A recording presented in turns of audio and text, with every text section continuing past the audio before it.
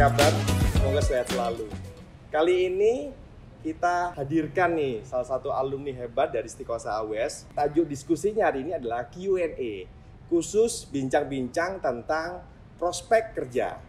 Nah, Irda datang jauh-jauh dari Bandung, alumni Istiqosah AWS yang sudah melalang buana lebih dari 4 tahun sebagai content creator.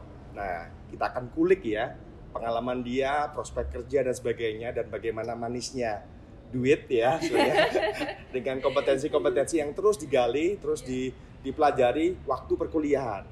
Nah, selamat pagi Irda. Pagi Payo, Pagi. terima kasih udah diundang.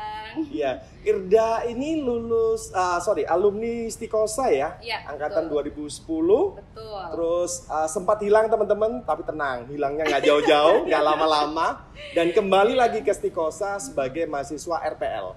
Ya. RPL itu rekognisi pembelajaran lampau, artinya pengalaman Irda selama belajar ataupun selama bekerja di Bandung itu kita konversi menjadi mata kuliah. Irda hanya 1,5 tahun ya? Satu tahun malah, 2 semester ya teman-teman, 2 semester lulus dia ternyata. Alhamdulillah. Iya. Gitu. Irda, cerita-cerita deh gini. Ya, Irda ini kan bekerjanya sebagai content creator, Iya. ya ada sosial media analis ya juga, dan banyak lagi teman-teman.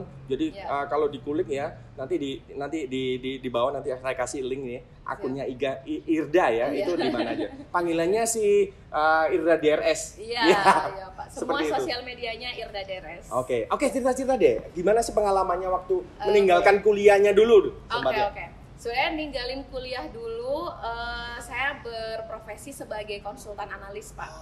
Jadi di bidang keuangan sebenarnya ya, di bidang keuangan, konsultan analis di bawah naungan Kementerian Perdagangan. Oke. Nah, nggak lama di Surabaya saya dimutasi ke cabang Bandung. Ya, jadi di Bandung ini udah 4 tahun. Nah, itu hilangnya teman-teman. Nah, udah di 4 tahun di Bandung. Setelah itu saya juga freelance sebagai content creator. Dimulai dari afiliat dulu. Mulai dari di TikTok affiliate, Shopee affiliate, seperti itu. Iya. Karena lumayan, Pak. Iya. Duitnya manis ya? Lumayan, ya kan? Di luar pendapatan utama sebagai karyawan nih, kalau misalkan di affiliate itu kan bisa untuk sampingan, apalagi mahasiswa-mahasiswa mungkin yang misalkan bisa kerja sambil kuliah kan. Oke. Bisa ngebantu tuh buat SPP ya kan, atau uang jajan kayak gitu. Aku keinget ini, Irda. Jadi teman-teman, saya masuk di Istiqosah AWS 2012. Waktu itu Irda masih 2 tahun, jadi 4 semester, dan dia jago banget nih editing. Jadi behind the scene, nggak mau di depan. Nah, yang jadi yang nggak kebayang sekarang ketemu ya, dan hebat di depan layar gitu loh ya. Jadi ini cerita deh, Irda gimana? Dulunya memang nggak pede banget nih Pak Yo. Jadi suka yang di belakang kamera lah intinya, ngefoto, ngevideo itu semuanya di belakang kamera. Betul. Paling edit apapun, mau ngedit berita, video segala macam pasti jadi tim belakang layar. Tapi makin kesini makin kesana ternyata. Makin kesananya jadinya malah jadi banci kamera gitu. Karena tahu kalau kita bisa framing di depan, kita bisa nongol depan kamera, itu justru cuannya lebih gede Pak Yo. Iya. Daripada manyun, benar. Mending cari yang lumayan gitu ya, seperti itu ya. Daripada lumayan, mending lumayan. Gitu. Jadi teman-teman, Irda ini prodinya ilmu komunikasi, jurusannya broadcast teman-teman. Nah, dari situ, dari basic skillnya yang dipelajari di Istiqosah tentang broadcasting, ada sinematografi, lighting, ya, video editing dan sebagainya. Di belakang layar tuh, betul.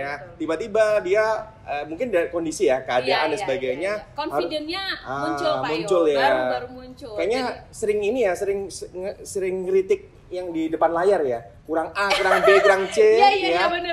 Akhirnya dia harus turun langsung. Kayak gergetan gitu. Jadi kan ada kayak yang, harusnya nggak gitu, harusnya begini. Tuh kan gitu. teman-teman ya.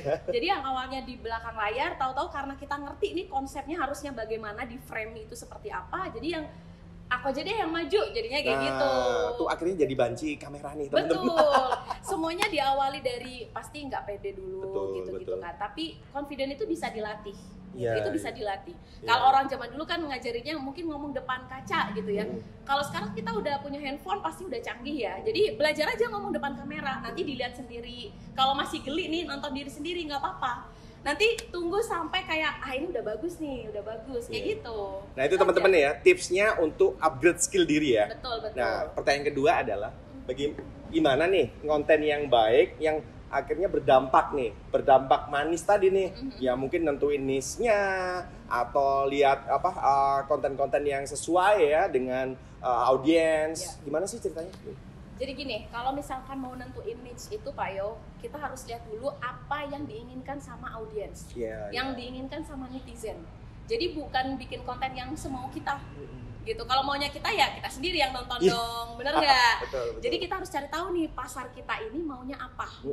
Contoh misalkan kayak gini Pak Yo, mahasiswa itu banyak yang pendatang atau yang dalam kota? Oh iya. Banyak pendatang dong biasanya. Iya, betul. Nah, pastinya butuh tempat tinggal, betul nggak? Betul. Nah, mungkin kita bisa tuh ngepromoin kos-kosan. Iya. Kontennya dia tentang kos-kosan viral banget teman-teman. Oke. Gitu. Jadi misalkan dari kos-kosan nih kan banyak orang setiap tahun pasti butuh yang namanya kosan. Kita bisa bikin mungkin awal kita gratisan. Betul. Nyamperin, nih apa sih tips dan trik ya? Pasti kita nggak mungkin dapetin langsung endorse, gitu ya.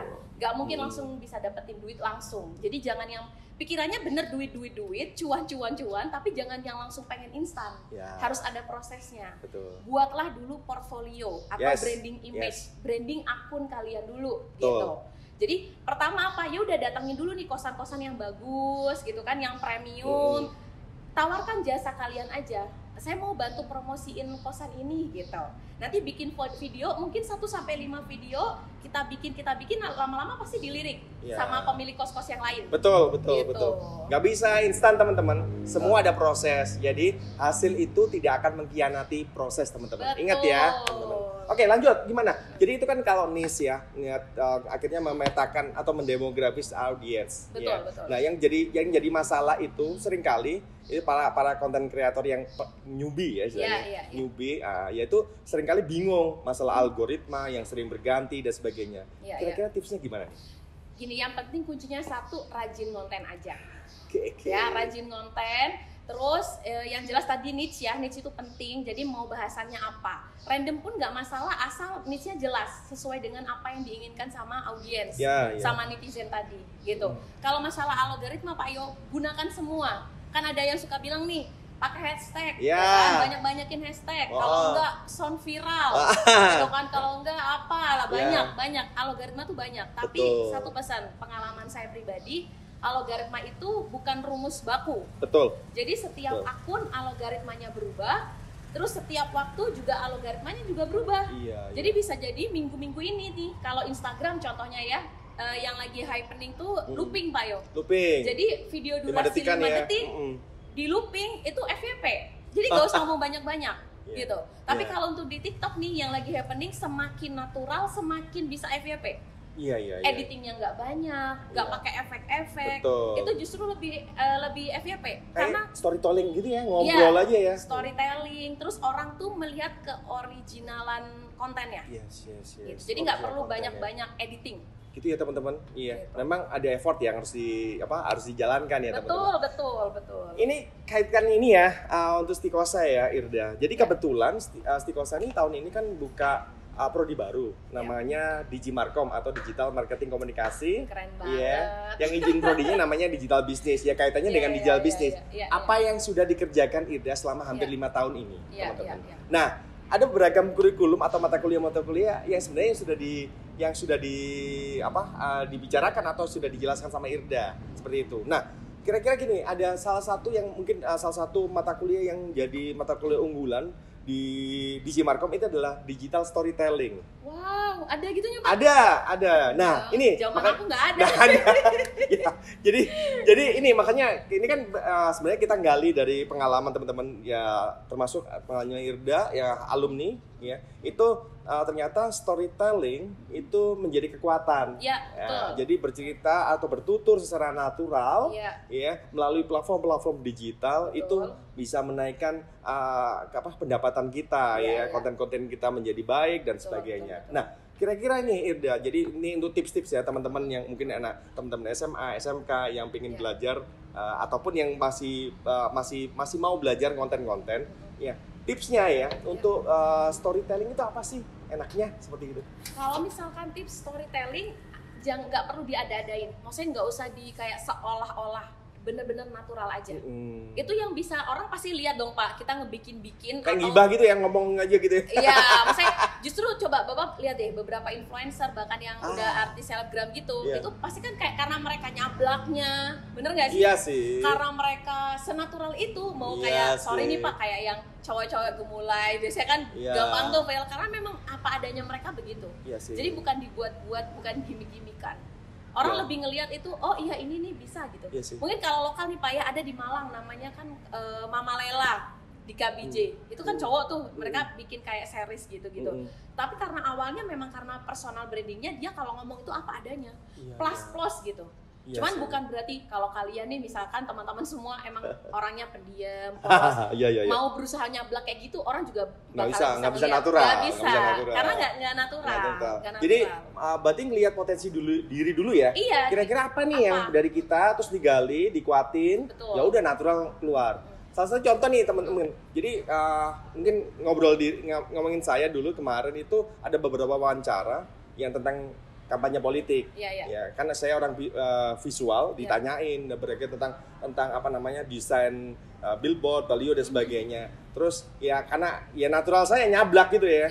Ya kondisi saat ini ya banyak desain-desain yang maaf tanda kutip bodoh gitu tadi gitu. Dan kalimat bodoh, goblok dan sebagainya itu mesti muncul dengan dan itu menjadi refleks ya. Akhirnya dari beberapa media itu di cut itu menjadi omongannya Jokanan gitu loh. Jadi jadi menjadi trademark trademarknya Jokanan kalau ngomong bodoh aja gitu loh, seperti itu. Nah, kayak gitu lah teman-teman. Ya mungkin ada dari Irda tuh ada sendiri ya kalimat-kalimat atau yang trademarknya gitu. Atau kadang gini Pak, mungkin bukan hanya storytelling ya, bisa di kayak tips. Jadi cuman suara.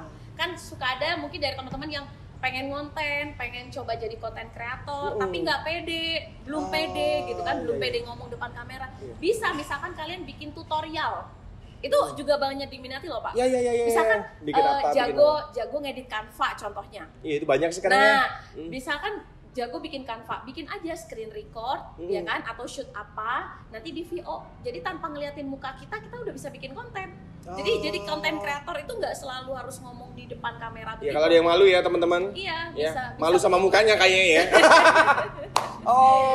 Banyak banget Pak aspeknya. Jadi bisa jadi tutorial kayak gitu. Masak buat yang cewek-cewek atau cowok juga kan bisa masak tuh. Banyak kok konten kreator cooking nih yang masak-masak, resep-resep itu nggak nongolin muka. Ya langsung ngasih menu-menunya aja ya. Tangan, masak, motong bawang kayak gitu-gitu. Jadi frame-nya benar-benar kegiatan masak. Tapi yang penting teman-teman temukan niche-nya dulu ya. Betul. Jadi kira-kira apa sih yang bisa dijual dari ceritamu, narasikan dalam bentuk-bentuk platform digital, viralkan ya setelah itu. Nah, ada tambahan nggak? Jadi gini Irsa, ada beberapa pertanyaan lama Kak, ya bikin kayak gini akhirnya untuk mendapatkan monetizing di YouTube betul, atau endorse ya seperti si Irda ini. Nah, berapa lama sih kira-kira? Kalau normalnya ya tergantung, biasanya ada yang cepat viral nih, bisa mungkin baru seminggu ngonten udah viral Pak, ada. Tapi kalau kita bicara normal dengan proses, biasanya itu 3-6 bulan. Kebetulan kalau Irda sendiri 6 bulan Pak. 6 bulan ya? 6 bulan. Cepat loh teman-teman itu, cepat banget. Ya. 6 bulan itu benar-benar kita, saya pribadi nih, ngonten, post. 6 bulan itu udah meletek sendiri.